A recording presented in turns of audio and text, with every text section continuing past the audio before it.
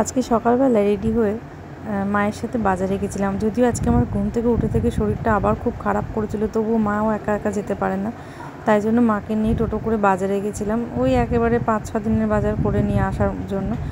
রোদ দেখে বেরিয়ে সব কিছু বাইরে মেলে দেওয়া হলো, তো বেরোতে বেরোতেই দেখছি আবার মেঘ করেছে, তারপরে আবার রোদ উঠে গেল। এটা হচ্ছে বেলেডাঙ্গা বাজার, ভেতরে বেশ ভালোই বাজার বসে।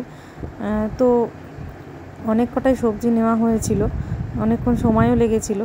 তো তারপরে দেখো এর ভেতরে সাহা ড্রেসেস বলে একটা জামা কাপড়ের দোকান আছে। ম্যাক্সিমামই আমরা মল থেকে জিনিসপত্র কিনি, কিন্তু খুব দরকারি দুটো জিনিস ছিল, একটা হচ্ছে ভাইয়ের প্যান্ট আর আমার একটা টি শার্ট দরকার ছিল।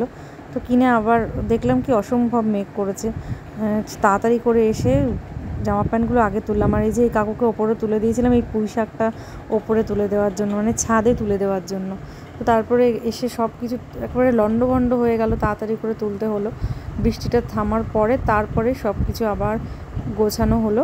এই যে টি শার্টটা দেখো কেমন হয়েছে। আর গোছানোর পরে আমি স্নান করতে গেলাম, স্নান করে এসে আমি টি শার্টটা পরে নিয়েছি। তো ভিডিওটা ভালো লাগলে একদম একটা লাইক কমেন্ট অবশ্যই করে দিও।